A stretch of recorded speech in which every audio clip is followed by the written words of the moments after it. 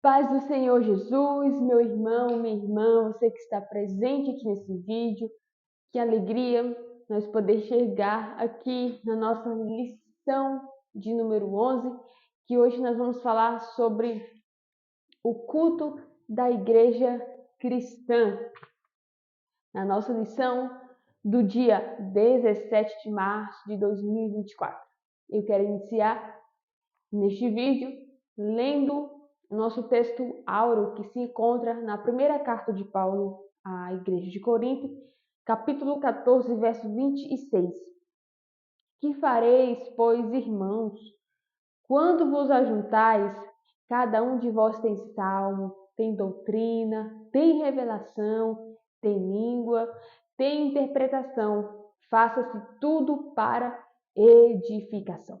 A nossa verdade prática: o culto é uma sublime forma de nos expressarmos em adoração, louvor, gratidão e total rendição a Deus.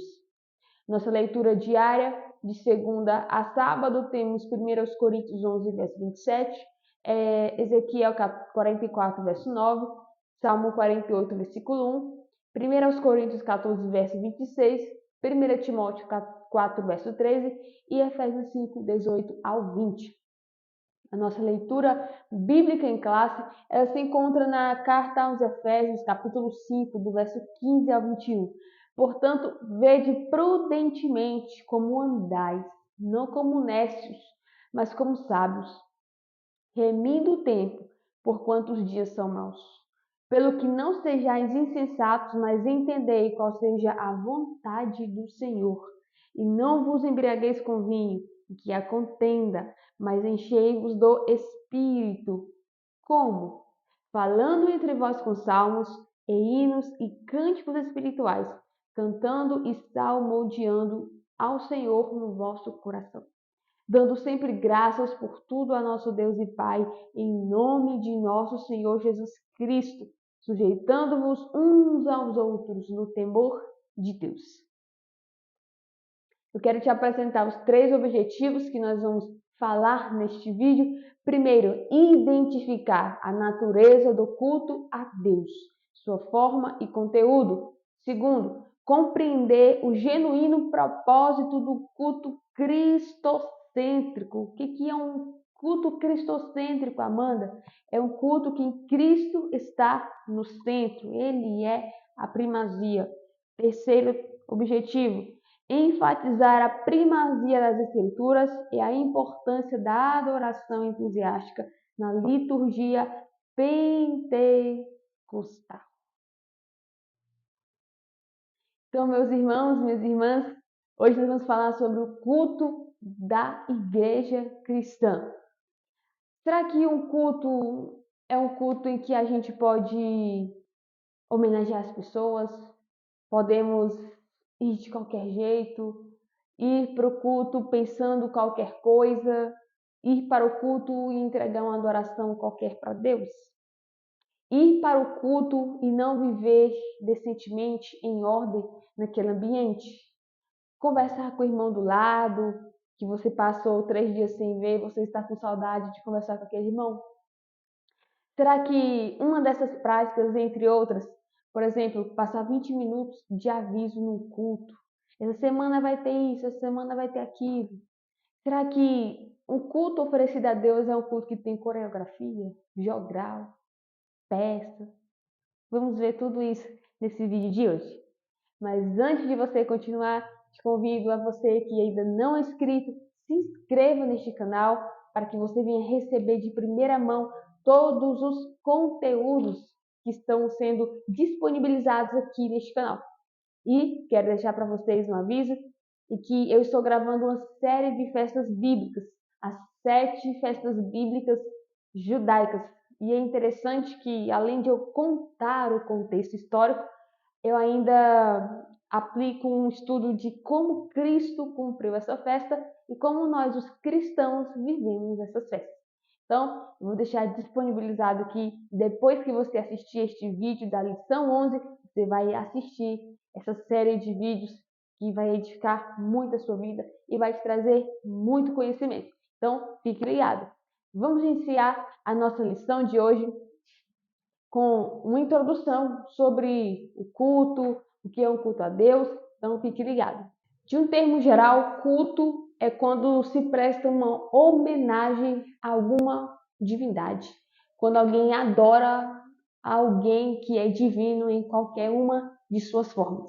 Todavia, quando nós falamos de culto cristão, nós entendemos que este é um culto que será direcionado especificamente para o nosso Senhor Deus.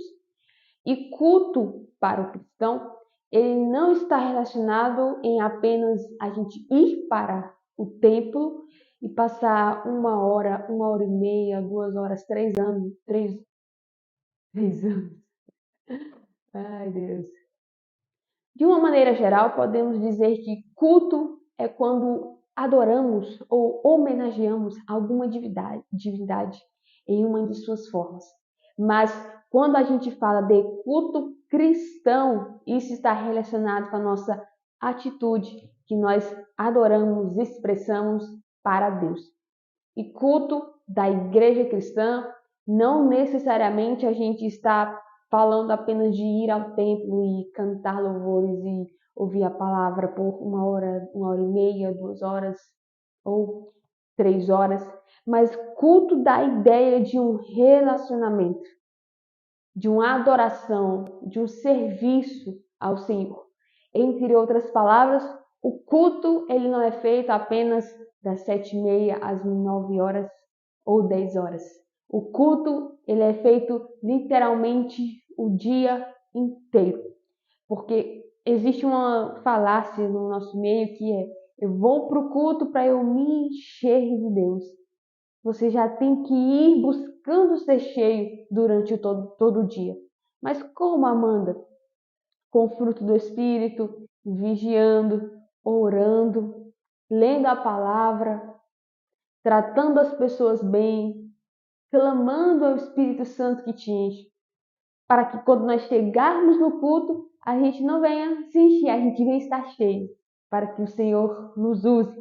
Então, pegando agora um gancho para o hebraico bíblico, culto em hebraico é visto como um serviço ao Senhor. E isso a gente vê em Deuteronômio 6, versículo 13. Agora, no Antigo Testamento, este culto, ele sempre era um culto com sacrifício e obediência à palavra de Deus. Levítico 9, quando os sacerdotes iniciam o seu ministério, existiam ali umas formas, umas regras que Deus tinha estabelecido para os sacerdotes fazerem na hora do culto. Vou ser bem breve com você. Por exemplo, o sacerdote ele não poderia cultuar a Deus no templo com as vestes que ele usava na sua casa, no seu trabalho, no dia a dia. Ele tinha uma veste específica. O sacerdote não poderia entrar no culto se antes não tivesse se purificado, ou seja, se lavado, tomado um banho de fato. O sacerdote ele não poderia, de qualquer maneira, impuro, oferecer um sacrifício a Deus ou ir cultuar no templo.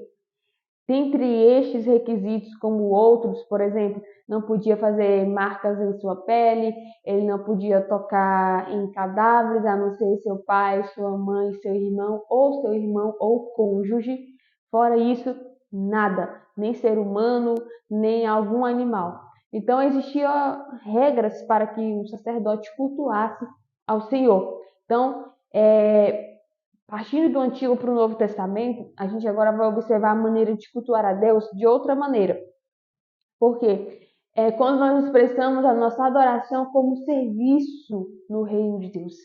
Quanto no Antigo Testamento, o culto ele era um culto de sacrifício e obediência. No Novo Testamento, o culto é quando nós entregamos nossa adoração a Deus com serviço. Então, a partir desse momento, nós entregamos nossa adoração a Deus como serviço, estamos prestando um culto. Então, culto não é só você ir para o templo e você cantar junto com a cantora, junto com o cantor, com o coral, você ouvir a palavra e ser edificado. Culto está muito além das portas do templo. Essa palavra serviço que eu falei, que é presente no Novo Testamento, em alguns textos bíblicos que nós vamos ver em breve, é uma palavra grega leitorgue, que tem dois sentidos. Primeiro, é o culto espiritual do cristão e, segundo lugar, é o culto como ritual do cristão. Primeira referência é Romanos 15, verso 16, e a segunda referência é Atos 13, versículo 2. Então, o culto, além do mais, é visto como um cumprimento de uma vocação cristã e, segundo, é uma expressão de celebração como um ato ritual. E no Novo Testamento, nós vimos que a centralidade do culto é no Senhor Jesus Cristo de Nazaré. Referência para isso, João 2, verso 18 a 22 e Mateus 26, versículo 61. Entrando no nosso tópico 1, vamos falar sobre a natureza do culto.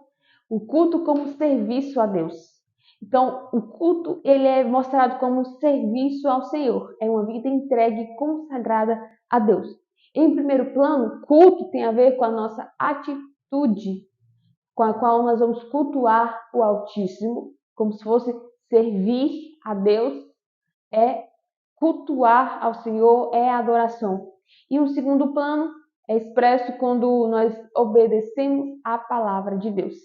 Em suma, o culto para o cristão, tanto do Antigo quanto do Novo Testamento, se você for aplicar na sua vida, é você obedecer à palavra, é você prestar serviço ao Senhor como adoração. E quando a gente passa a ver isso biblicamente, a gente lê Atos 13, quando vai falar sobre o culto missionário, o culto evangelístico, onde o Espírito Santo ele vai separar Barnabé e Saulo para a obra do ministério missionário. É importante a gente observar que a igreja estava em jejum e oração. E o Espírito Santo fala, separem para mim Barnabé e Saulo. Então, o culto verdadeiramente é um culto quando os irmãos estão reunidos e o Espírito Santo ele fala. E o Espírito Santo ele vai falar através da boca de alguém. Como a gente vai ver em breve em 1 Coríntios 14, o Espírito Santo ele pode falar através das várias línguas na boca de alguém, e se tem alguém que interprete, a igreja inteira será edificada. Em contrapartida, se não é intérprete, fale você e Deus. Então, em Atos capítulo 13, quando a igreja primitiva estava cultuando ao Senhor com oração e jejum, a Bíblia diz que o Espírito Santo ele vai falar no meio da igreja. Nossos cultos têm que ter liberdade para o Espírito Santo falar. Mas não é um culto que o Espírito Santo não falou através de alguém que também não é um culto. Porque culto, ele é culto quando tem oração, quando tem louvor, quando tem pregação, quando tem ensino, quando tem oferta, quando tem doce. Não existe essa interpretação de que se fulano não profetizou, não foi culto. Se fulano não falou em línguas, aquilo não foi um culto. Porque o reino de Deus, gente, em primeiro lugar, ele se manifesta através da pregação da escritura sagrada, da exposição bíblica. Então, se não é porque não teve línguas, não teve profecia, não teve cura, que não deixa de ser um culto. Mas se a palavra for pregada, é um culto ao Senhor. O nosso segundo subtópico vai falar sobre que o culto ele deve ser solene. E esse solene diz respeito ao que é majestoso, é o que traz o senso de respeito. E aqui é importante o como as pessoas vão cultuar ao Senhor Deus. Porque o culto não pode ser um culto de qualquer jeito. Você, eu não podemos chegar no culto e prestar um culto a Deus de qualquer maneira. Diariamente, no meu dia a dia, eu não posso cultuar a Deus de qualquer maneira. Vou te dar um exemplo. Nadab e Abiú, em Levítico capítulo 10, versículo 1 e versículo 2, o que nós vemos ali? A história de dois sacerdotes, que é filho do sumo sacerdote Arão. E o que eles foram fazer, Amanda? Eles entraram no templo do Senhor na hora errada, da maneira errada, e eles foram mortos. Porque no Antigo Testamento existia a fórmula para você poder cultuar ao Senhor, ainda mais para o sacerdote. Então, quando Nadab e Abiú eles entram de qualquer maneira e apresentam fogo estranho, eles não se purificam, eles são exterminados. O culto no Antigo Testamento para o sacerdote, para o sumo sacerdote, não poderia ser com qualquer veste, tinha que ser a veste do sumo sacerdote. Eles não poderiam entrar impuros, tinham que entrar purificados. Não poderiam entrar bêbados, como foi Nadab e Abiú. Eles não poderiam oferecer qualquer fogo ao Senhor. Eles não poderiam apresentar qualquer oferta no altar. Tinha que ser algo perfeito. Na nossa vida também não é diferente. Deus não mudou. Ele continua exigindo de nós o melhor para Ele. Então, este culto solene é um culto que tem ordem. E Paulo, em 1 Coríntios capítulo 14, verso 40, ele diz: mas façam tudo decentemente e com ordem. Esse termo grego é euskimonos, que é decentemente e decorosamente. Então, é mais ou menos assim, ó. Façam-se tudo decentemente e com ordem, ou façam-se tudo decorosamente. Em grego, taxis, que significa ordem. Então, o culto, de acordo com a Bíblia, é um culto que tem decoro, que tem decência e que tem ordem. Qualquer reunião humana aqui nessa terra, seja numa escola, numa instituição de ensino, seja em alguma instituição pública, qualquer que seja, tem decência, tem ordem.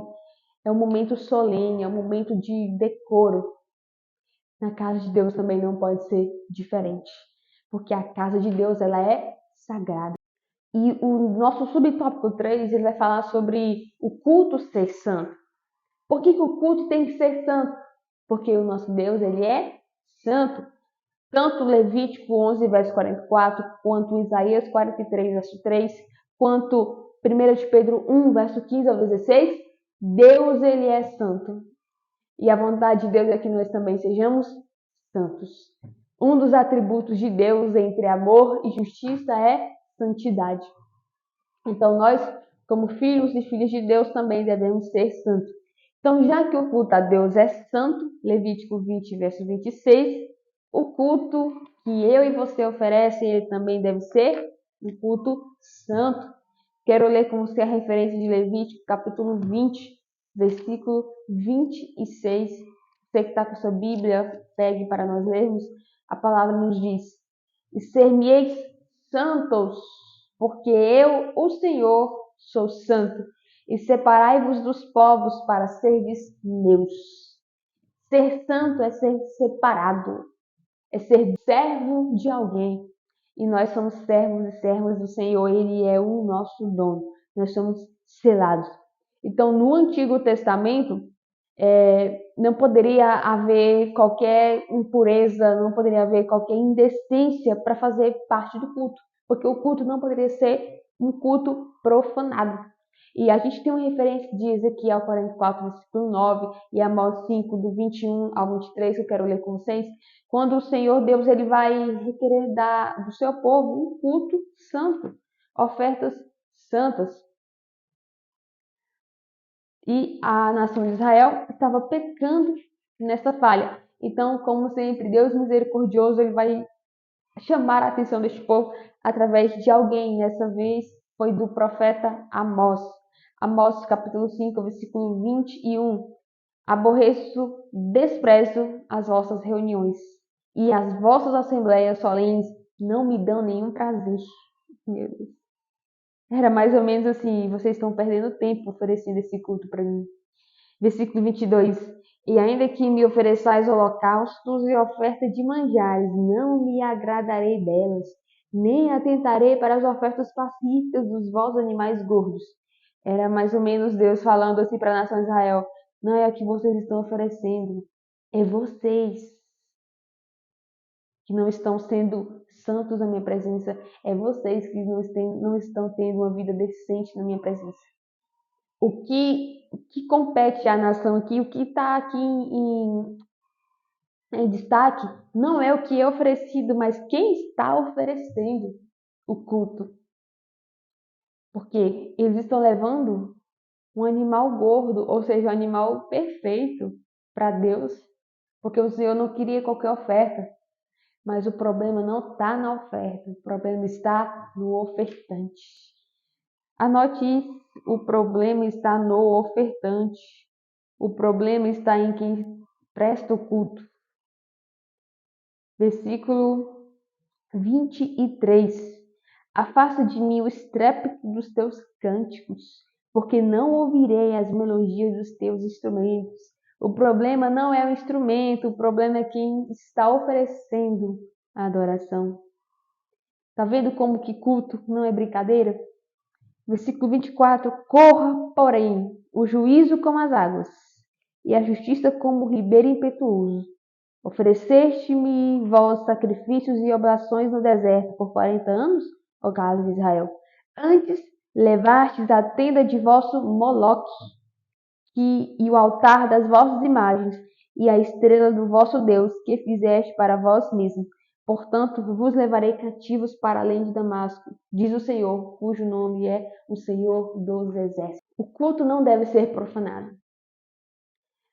O problema não está aqui no instrumento, na oferta, mas no ofertante, no adorador. Para que Deus aceite o culto, não adianta a gente oferecer algo para Deus, achando que isso vai maquiar os adoradores infiéis que nós estamos sendo, os ofertantes infiéis que nós estamos sendo. Um culto verdadeiramente a Deus é um culto em que não há profanidade. É um culto que é santo. É a nossa maneira de viver que é levado em conta na esfera do culto. Chegando no tópico 2, vamos falar sobre o propósito do culto. E esse culto ele tem dois propósitos. Primeiro, glorificar a Deus e edificar a igreja, baseado na nossa revista. Primeiro, glorificar ao Senhor. O que é você glorificar a Deus? É você celebrar a grandeza de Deus, os poderosos feitos do Senhor. Salmo 48, versículo 1. O que é você glorificar a Deus? É você celebrar a Deus pelo que Deus é. E, segundo, pelo que Ele faz. Não inverta a ordem. Nesse aspecto, adorar a Deus pelo que Ele é e não pelo que Ele faz, isso é um culto cristocêntrico. Jesus é Deus.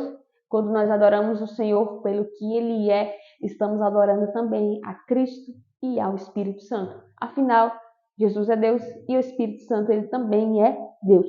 Então, devemos fazer de nossos cultos um culto cristocêntrico e não um culto antropocêntrico. Amanda, o que é cristocêntrico? O que é antropocêntrico? Cristocêntrico é quando Cristo é o centro e antropocêntrico é quando o homem, homem, ele é o centro. Neste caso, um culto cristocêntrico é quando Cristo Jesus está no centro. Quando a pregação é cristocêntrica, quando os nossos louvores são cristocêntricos. Às vezes nós ouvimos louvores na igreja que Jesus não está no centro. Fala tanto de anjo, fala tanto de derrubar gigante, de você vencer seu irmão. Nossa, fala de tanta coisa, mas não fala de Cristo. Fala de pecado, fala de vitória, mas não fala de Cristo. Então não é louvor a Deus. É apenas um cântico qualquer. Mas um louvor a Cristo é um louvor cristocêntrico. A pregação bíblica ela é uma pregação cristocêntrica. Às vezes os pregadores falam tanto de Davi, de Moisés, de Abraão, de Jó, fala até da mulher de Ló, só tem uns poucos versículos sobre isso, mas não fala de Jesus. Abraão não salva, Moisés não salva, mulher de Ló pior ainda, Jó não salva, Sansão não salva, enfim, somente Cristo salva. E parece que é tão difícil falar de Jesus. Eu vejo tanta gente mergulhando na história desses personagens bíblicos e não mergulha na história de Cristo. Mas, gente, um conselho para você, pregador, pregadora, você que está me assistindo, ou até você que é cantor, não é levita, você não é judeu e você não vive no tempo da lei. levita, não existe. Você que é cantor, você que é cantora, estude a vida de Jesus. Temos a Bíblia repleta sobre isso. Pare de acreditar em tudo que o Wikipédia está falando para você. E quando você for cantar, quando você for pregar, fale de Cristo Jesus, porque é Ele que salva. Não foi Moisés que morreu na cruz, não foi Abraão que morreu na cruz. E uma coisa que eu sempre comento às vezes é que tem gente que passa o culto inteiro falando desses personagens e no final do culto pergunta quem quer aceitar Jesus. Deveriam perguntar quem quer aceitar Moisés, quem quer aceitar Davi, quem quer aceitar Sansão, quem quer aceitar Abraão, quem quer aceitar a mulher de Ló. Porque não foi Jesus que foi pregado, foram esses personagens. E as nossas pregações, elas devem ser cristocêntricas, porque somente Cristo Jesus, ele salva. Então, até porque Cristo ele é o único mediador entre Deus e o homem. 1 Timóteo 2,5, Paulo diz, porque há um mediador entre Deus e os homens, Jesus Cristo, homem. E Cristo em Hebreus 2, verso 17 e Hebreus 5, verso 5 e 10, ele é o eterno sumo sacerdote. Arão passou, Itamar passou, Eleazar passou, Nadab e Abiú passaram, outros sacerdotes e sumos sacerdotes passaram, mas Cristo, ele é sumo sacerdote para sempre. Amanda, qual a diferença de sumo sacerdote para sacerdote? Em rápidas palavras, o sacerdote ele poderia oferecer ofertas diariamente em prol de si e em prol do povo. Agora, o sumo sacerdote, e um detalhe importante, o sacerdote só poderia ficar no átrio e no lugar santo. Ele não poderia entrar além do véu, no Santo dos Santos.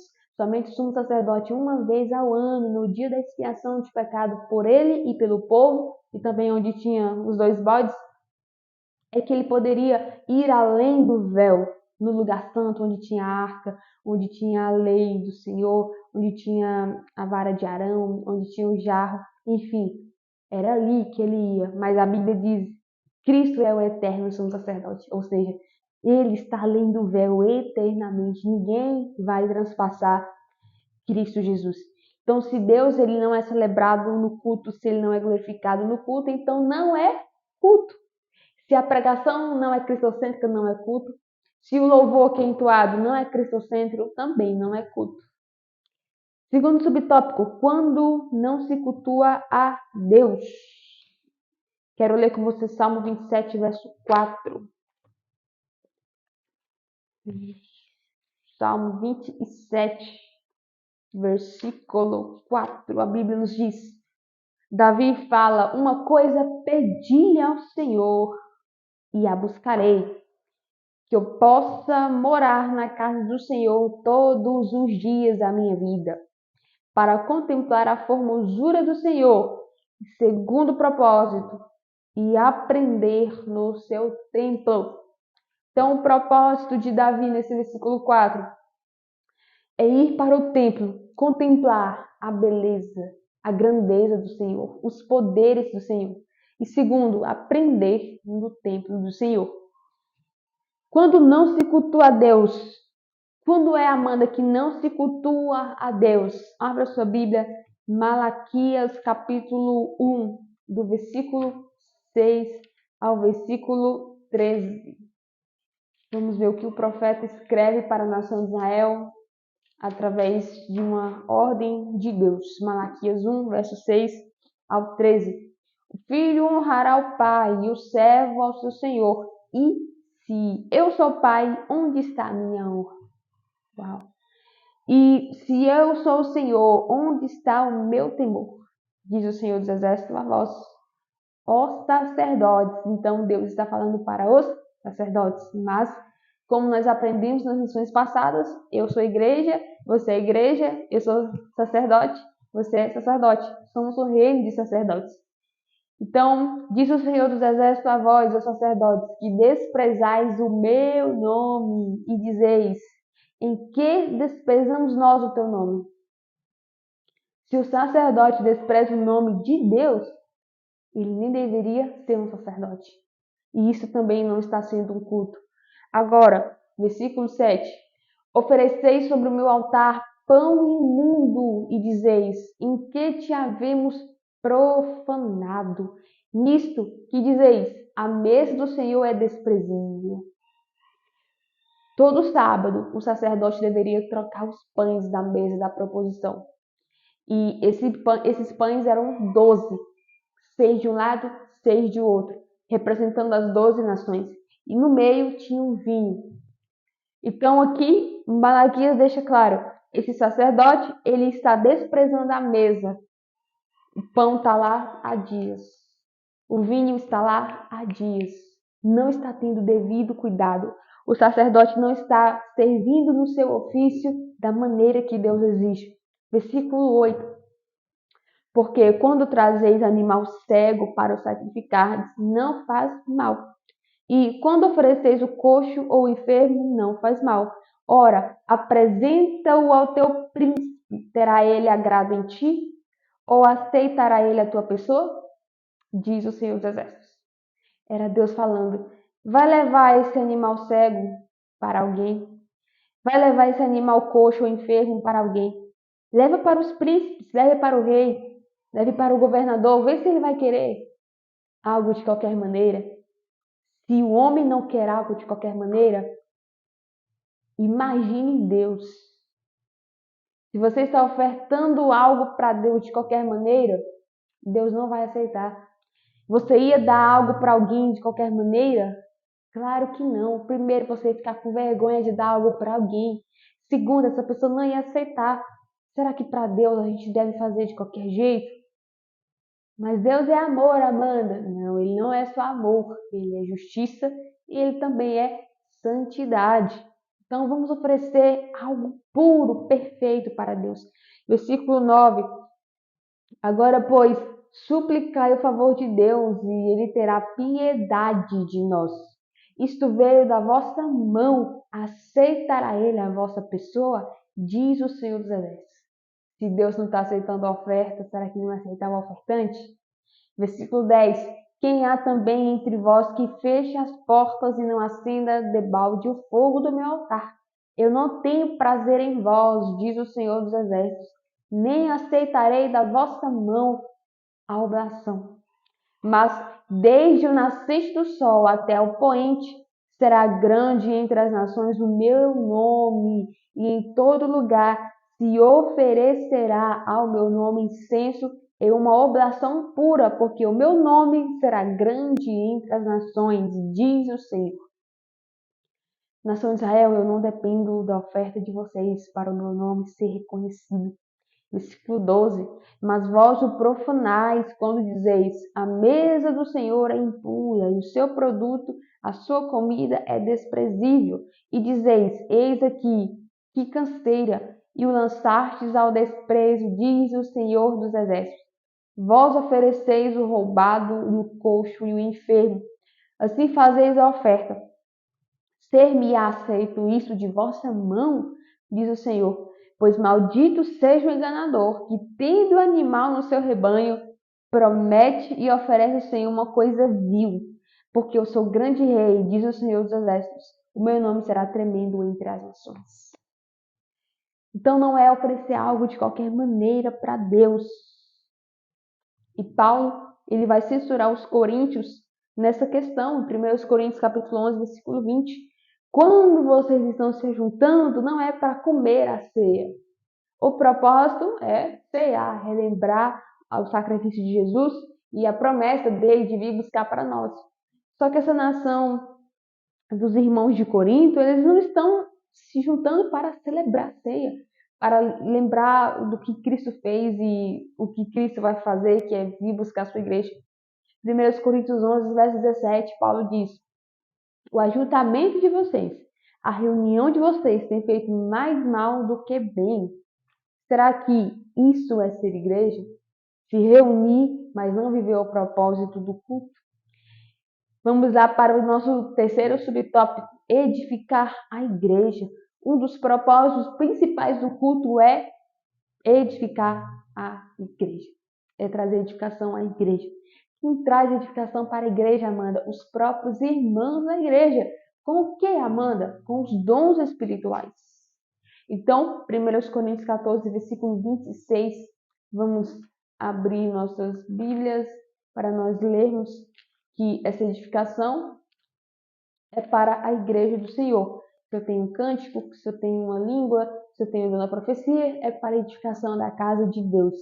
1 Coríntios 14, versículo 26, a palavra nos diz: que fareis, pois, irmãos, quando vos ajuntais?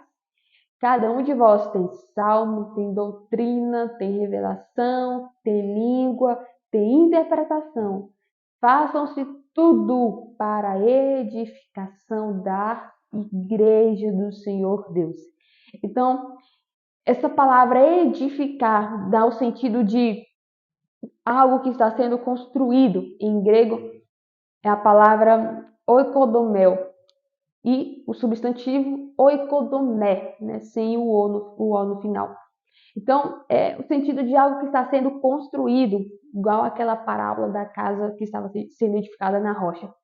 Então, o propósito principal do culto é trazer a edificação para a igreja. E isso está no capítulo 14 de 1 Coríntios.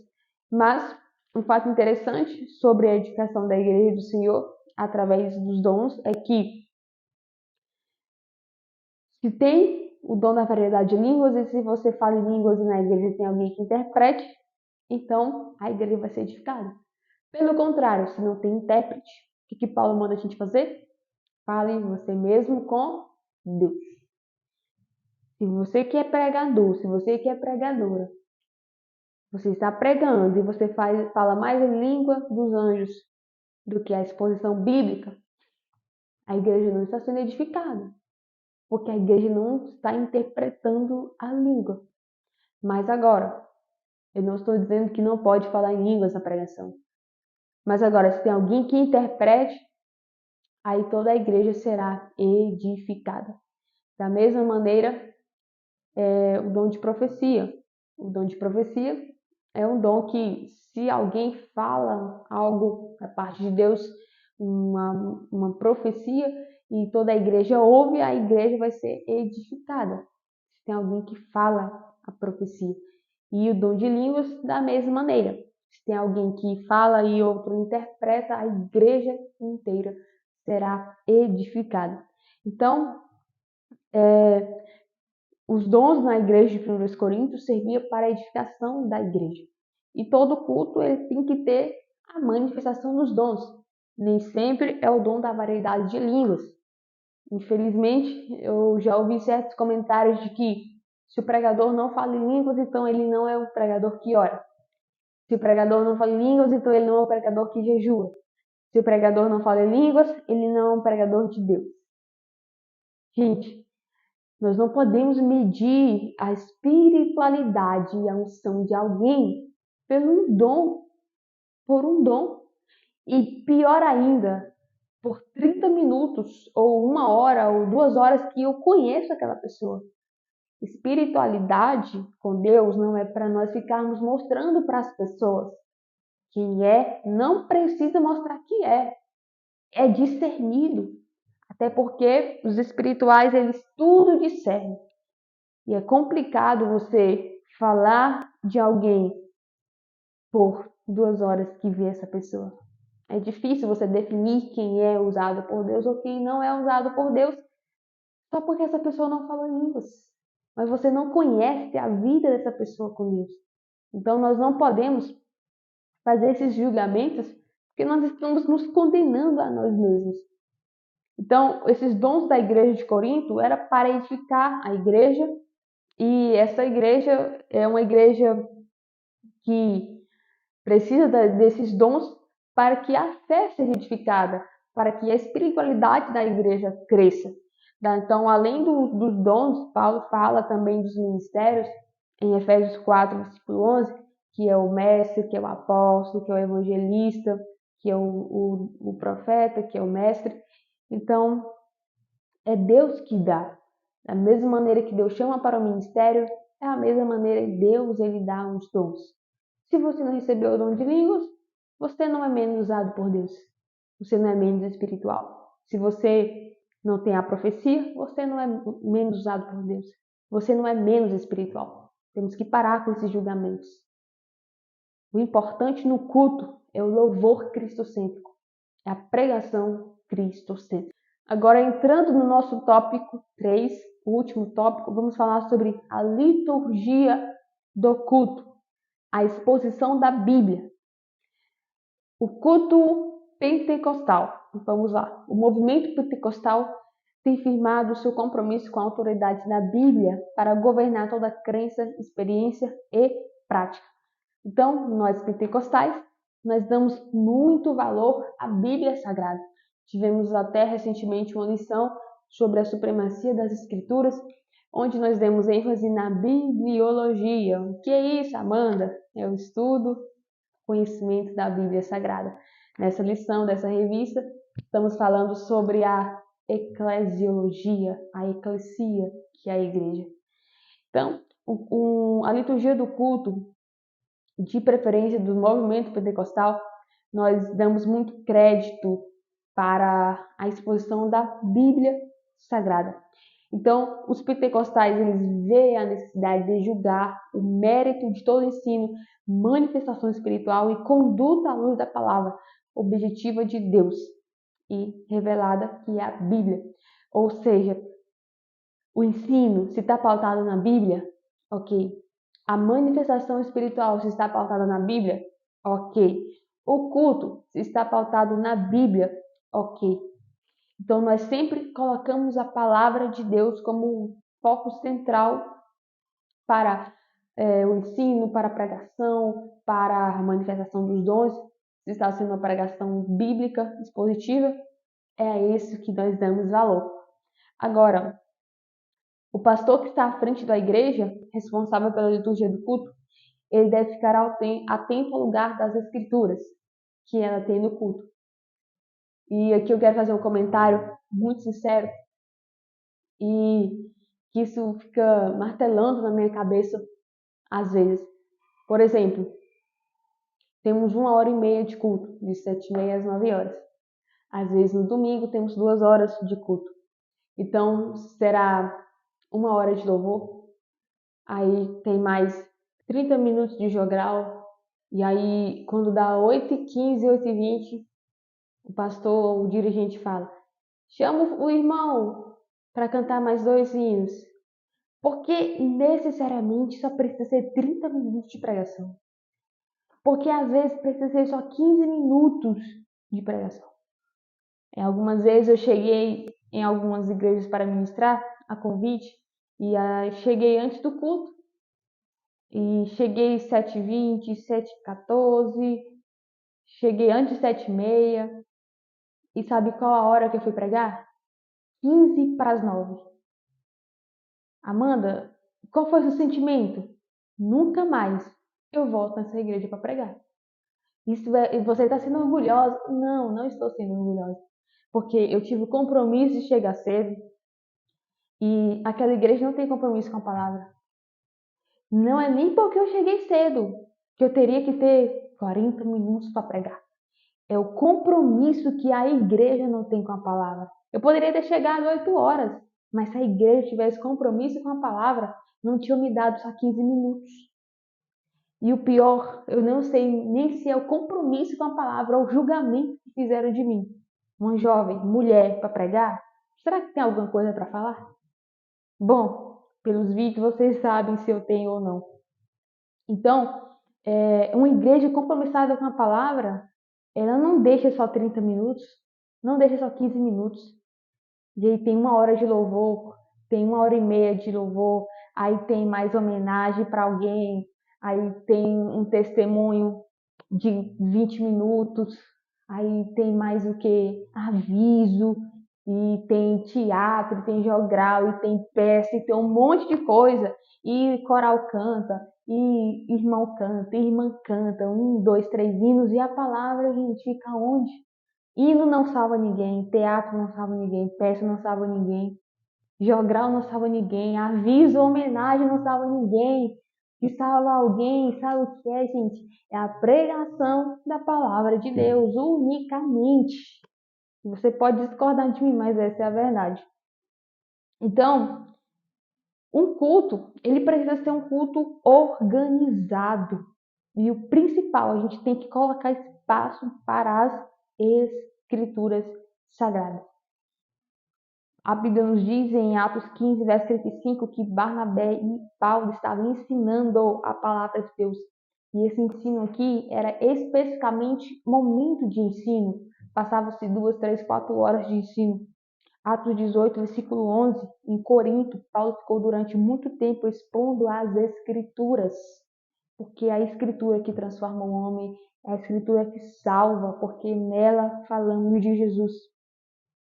Segundo subtópico, a adoração entusiástica. O que seria uma adoração, Amanda, além somente de nós cantar louvores a Deus? Abra sua Bíblia em Efésios capítulo 5, versículo 18. A palavra de Deus nos diz assim: E não vos embriagueis com vinho, em que há contenda, mas enchei-vos do Espírito, falando entre vós com salmos e hinos e cânticos espirituais, cantando e salmodiando ao Senhor no vosso coração, dando sempre graças por tudo a nosso Deus e Pai, em nome do nosso Senhor Jesus Cristo de Nazaré. Um culto ao Senhor é um culto que a gente se enche do Espírito, um culto que nós falamos salmos, que nós falamos cânticos espirituais e nós cantamos e salmodiando ao Senhor de todo o nosso coração. Isso também é um culto. Então, Paulo ele vai sugerir em 1 Coríntios 14, 26, quando a palavra que ele usa de salmo, que em grego é psalmon, é uma referência ao inário usado pelos primeiros cristãos. Possivelmente hoje é o que nós chamamos de hino da harpa. Então, também são cânticos ao Senhor. Perceba que Paulo diz em Efésios capítulo 5, versículo 19, que ele fala de cânticos espirituais e cantando e salmodiando, ou seja, o cântico espiritual, a língua espiritual. Não é língua estranha, gente, para de falar língua estranha, não é nada estranho. É língua espiritual para louvarmos a Deus, e também os hinos que são cantados pelos salmos que os primeiros cristãos eles usavam. Então, elementos do culto, quero frisar aqui com vocês. Quais são os elementos de um culto, Amanda? Oração, oferta, pregação e ensino, louvor e dons. E agora, Amanda, o que não é culto?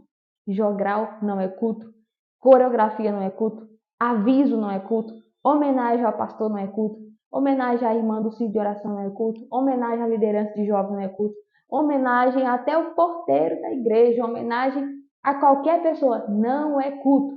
O que é culto, Amanda? E quando nós louvamos, nós adoramos, nós cantamos unicamente a Deus. E neste espaço de culto, a palavra de Deus ela tem espaço. Isso é culto. Ficou claro para você essa lição? Lição sobre o culto da Igreja Cristã?